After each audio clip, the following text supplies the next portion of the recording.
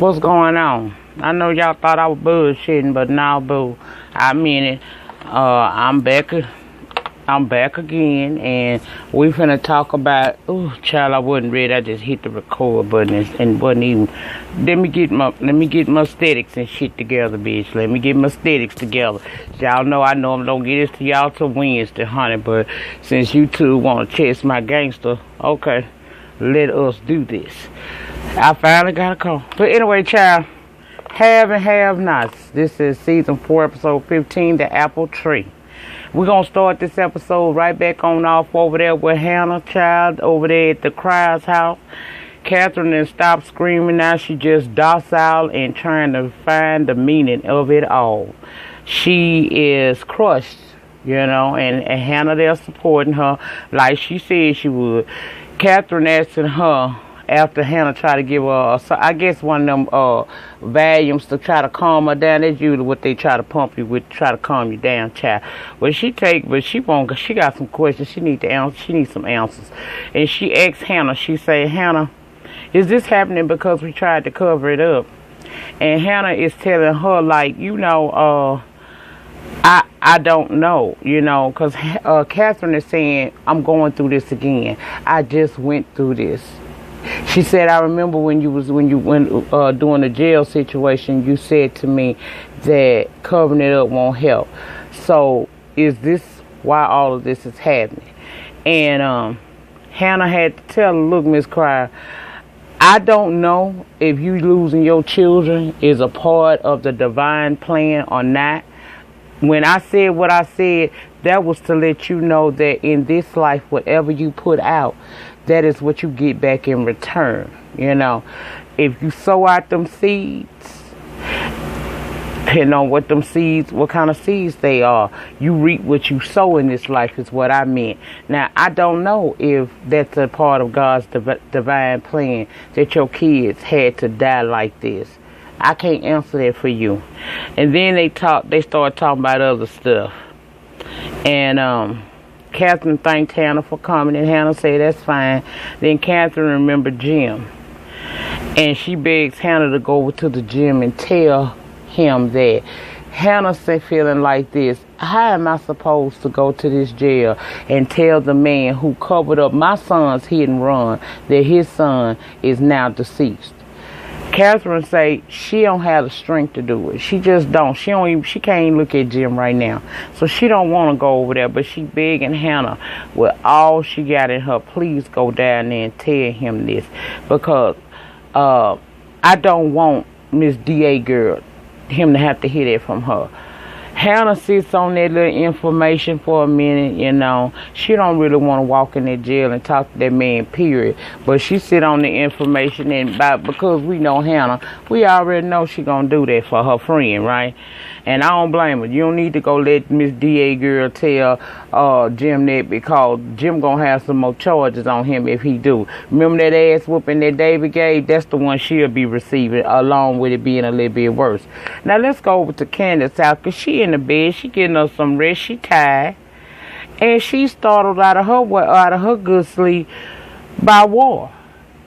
Now I have to ask a question. This community that Candace live in look like it's pretty good. It look pretty good. Why in the hell is it that War is able to continuously break in this woman's house? And did he rape her again? Because she started making some. Now, I don't know if it was from the weight of his body, or he was just actually had them stuck some meat up in her or something like that. Gave her something she could feel. But I ain't like that scene, okay? He's saying the day is the day she gonna come up with his money, or else he gonna see her at the crossroads. Y'all know the rest of it, so she ain't gotta be lonely, okay? Okay, now let's go to the tow yard. Mitch there, and he looking at that phone, you know. He ain't no call still coming through, and Benny comes in and he asks him, you know, Benny asked Mitch, any calls coming up and through here? And he said no. He said, man, I thought you went and talked to old boy. He said, I did talk to him, but he ran out of the conversation. Then the convo switches over to War, and he's asking him, you know, is Candace and War in some type of relationship or something like that? Because remember, on the last episode or the one before that, Mitch was in the in the bed of that truck and witnessed War raping Candace and threatening her and things of that nature, okay? Benny saying, no, they like family. And he asked him, why you asking me? He said, I just wanted to know. Mitch don't trust War, and he let that be known. But see, Benny's so stupid. This is what I tell y'all about them. Some of them light brights, not all. Child, Benny is a big old beautiful mall, and ain't nobody up in there be shopping, but nobody, child. He just a big pretty mall. Ain't nobody in there shopping. That's a damn shame. Because in this conversation, I would have had some type of doubts planted in my head, and not necessarily about Mitch, okay? I think if Mitch turn on him, it's gonna be because Benny probably hurt his feelings with the shit I'm finna tell you he say. He said, man, you still think about going into a business with War? He talking about, yeah. You know, I want him to be a part of it. He said, why? He said, man, I don't trust him. He said, oh, man, just, he cool. He good people. I know War. We've been knowing each other since birth. He's like, man, I don't trust him. Well, Benny had the audacity to tell Mitch, well, he like family. Mitch said, oh, so I'm not like family? He said, basically, he's saying no, child. He said cool with Mitch, but he been knowing War since birth, and War has helped him out on several occasions, up to and including the reason why he ain't sitting in a jail cell right now.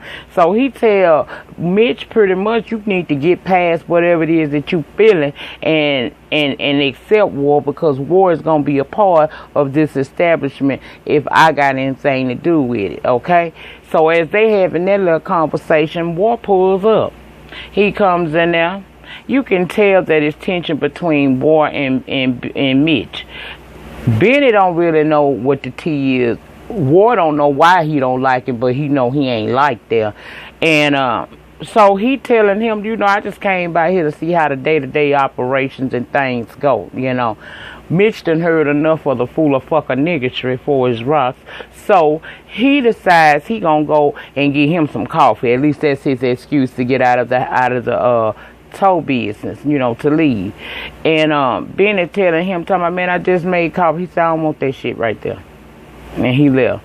War talking about what's wrong with him. He was like, oh man, don't pay him no mind. He'll be all right. Okay, so he tells War to sit down in his chair, and in his face when they're looking at each other, War is smiling and being his normal friendly self.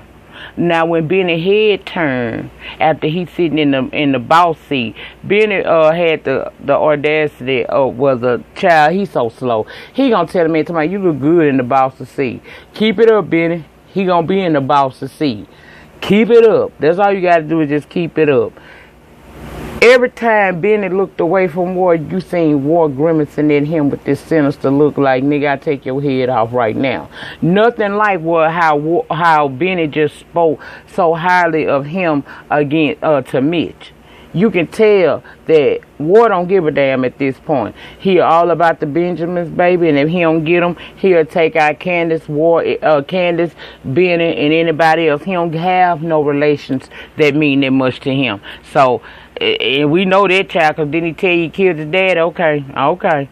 Now, Jeffrey goes over to Candace's house. His new phone done arrived, and they start talking about, well, Jeffrey brings up the fact, you know, Maggie Day dead.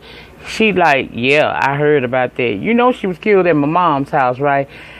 She was like, yeah. But Candace is upset. She on edge today because today is D-Day. She got to come up with this dude dollars, or she gonna meet an uncertain death. So it's D-Day for her. She told him, look, I can't focus on nothing dealing with none of that other stuff. Just let me get past today and we can talk about whatever, okay? But for right now, I can't handle it. I'm trying to get ready. I got to get ready to go. I'm late for a meeting. So she walks off. When she walk off, his phone done rung. Jeffrey did. He answered the phone, and this old Justin saying, meet me down at the hotel in 1 hour. And I mean, don't keep me waiting. That's what he was telling him, okay? Child. So he hang up with him, and Candace comes back from wherever she was in her room getting ready, and she getting ready to leave. But Mitch is out there. See, Mitch didn't go get that coffee. He went over there to talk to some black coffee, no sugar, no cream, and that would be Candace. And he basically want to know what's going on, Candace. Candace had to finally just tell him, because at first she tried to divert, but he said, well, maybe I should go talk to Benny about it. She don't want that. So she tell him, look, I owe him some money, but I'm about to get the money and it'll be paid off. He's like, is he raping you? She trying to play it off like he ain't raping her, but clearly you can tell that he raping her. And let's go back for a second. When she said she owed him money, Mitch offered to give her the money. He said, I got a couple dollars I can loan you. She was like, nah, it's more money than what you got. And then we heard some information that's new to us. Apparently, Mitch got some brothers that's in some type of business. And, he can contact them if need be. Well, Candace say, no, don't involve your brothers. And she asked him, do Benny even know about that yet? He said, no. She said, look, just trust me. I appreciate you looking out for me.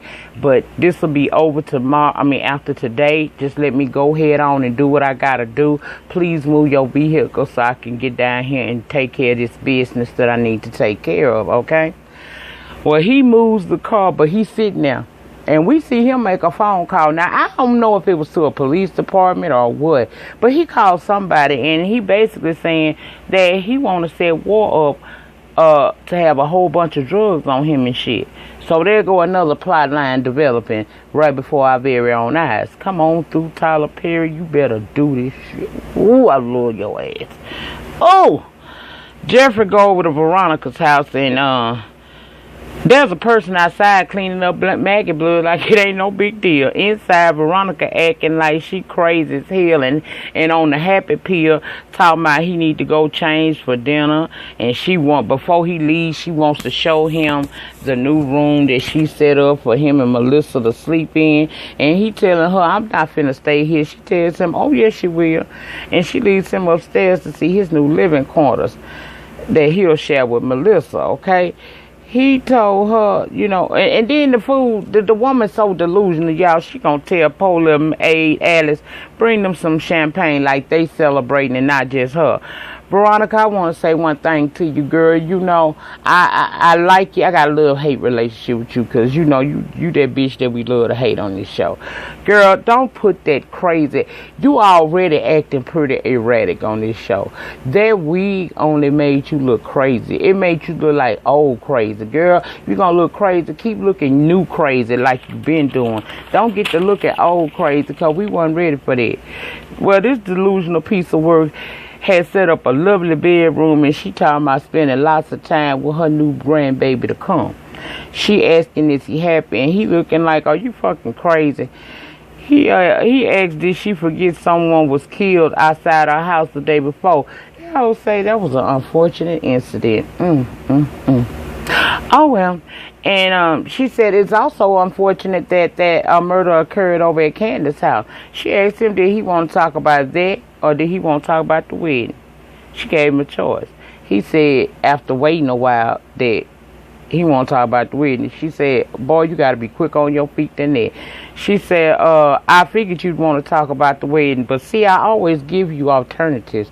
And she urges him off to go put on a black suit because that's what she want him to wear to the meeting, and David might come. Now, David ain't talking to her ass, but she left a message, so there's a possibility David could come. Now let's go down to the bank because Candace down there signing her life away. She reading over the documents, and Lloyd gonna tell her if she reading every line on every page, it's gonna take them to the close of business to finalize everything so she wouldn't get the money that day. He knew what to say to her because now she ain't paying attention. She done took her spidey senses off because she feeling some kind of way. She gotta hurry up and get this money. So she's signing her life away, basically. And she tells him that she needs it in cash. She don't need to put it in no accounts or none of that shit. He's saying that he can't do that. The only way you can get that money like that is if it's ordered. They don't have that kind of funds sitting around, in their bank. Well, she pleading with him because she got to have it before the end of close of business that day.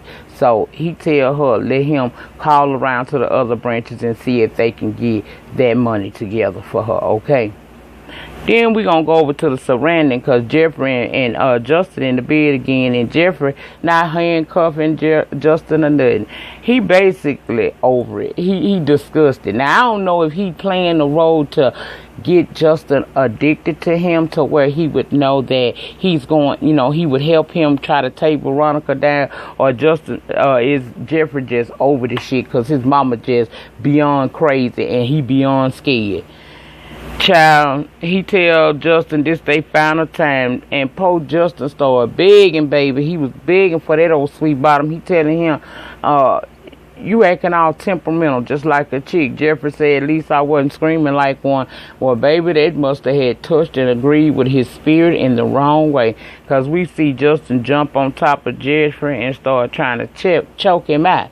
But Jeffrey unfazed by it. Like I said, either it's a part of the divine plan to capture this man's heart so that he would help him, or else Jeffrey just over it tonight and he ain't feeling like playing the game. He told him he don't care, do what you gotta do. If you gonna kill me, go on and kill me. Justin releasing his neck, and he asking Jeffrey what's wrong. Jeffrey saying nothing. He just want him to get up and get out of there. Jeffrey over it, like I said, child. I don't know if that's part of the routine to get this man, to do whatever it is he want him to do, but he over this shit. Now let's go back to the bank, because Candace sitting there waiting on Lord to come back in there, and Ward gonna text her a picture of a gun.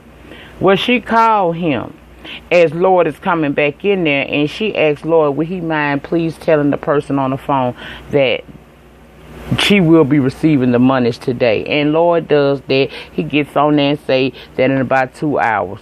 Well, Ward tells Lord put Candace back on that phone, and he asking her, what did you tell him? She starts playing it off like she talking to her man, and he's actually sitting in the airplane at the tarmac waiting for them to go off to Vegas so that they can go and support somebody that's supposedly a great promoter. She playing the role. That's all she doing. Okay, so they hang up. Now, when they hang up, the camera pans back to Ward. We find out all of that, the gun showing and the conversation, all this done happened in front of none other than the big old pretty mall that ain't nobody shopping in. He's thinking that Ward is talking to one of his chicks, talking about he better get a grip on him. Dude, he was talking to your sister. He the prime example why people should just look good and don't say nothing. If you pretty or you handsome, let that just be it. If you ain't a bright bitch, keep it close. Just look good. Just look good. That's all you need to do. Okay, Justin getting dressed, and he said he figured Jeffrey was one of the good guys. And Jeffrey said, look, people make you change. And they had a little exchange. I forgot what the fuck that was all about, but he wound up leaving, okay? Candace calls Ward to say she got the money and meet her at the bank, but he ain't trusting it. He said he want to see the money first. He tell her she got a few minutes to send a pic. She say, look, as soon as they finish counting it and give it to me, I will send it to you so that you can have the proof that your coins is coming, okay?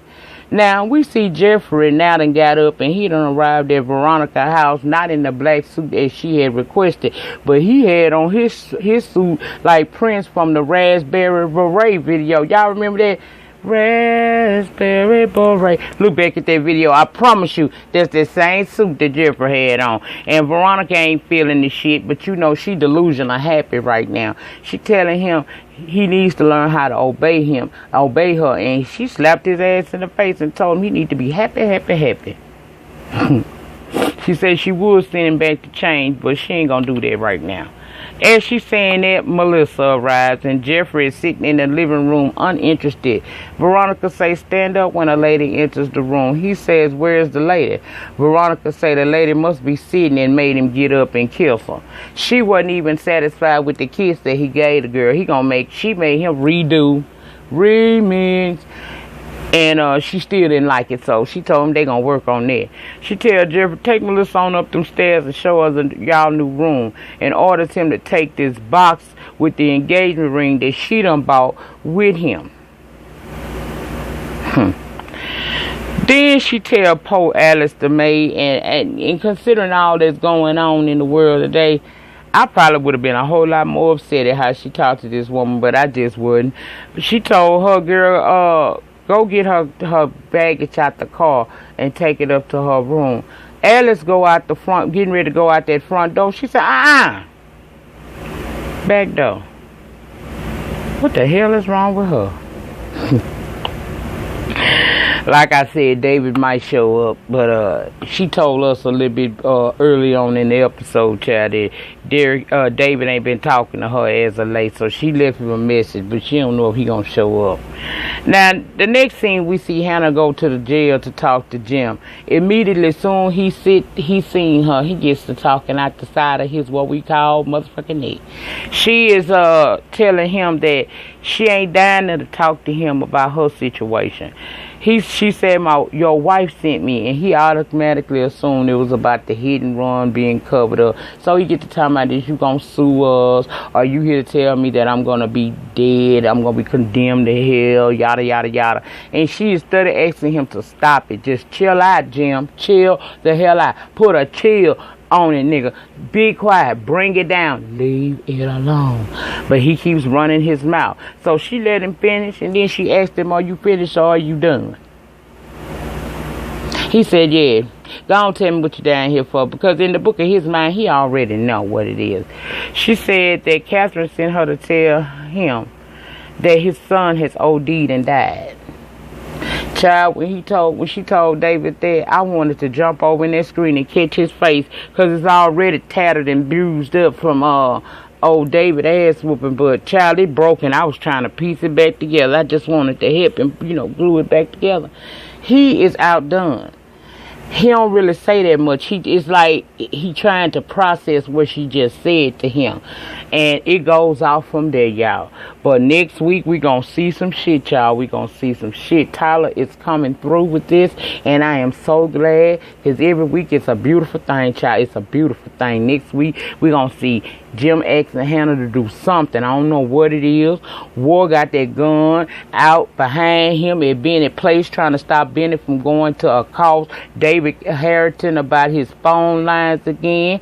We see Melissa saying that she'll join forces with Jeffrey to take his evil ass mama down as long as she can get some funds for her family, because her daddy is in that ICU and he need it. Child, is getting good, honey. That's it. That's all, y'all. It's almost all right doing it the night of, but child, normally I'll be in the bed by now. But anyway, in the meantime, in the between time, I'll see you guys tomorrow for Greenleaf. Please remember to rate, comment, and subscribe. Peace.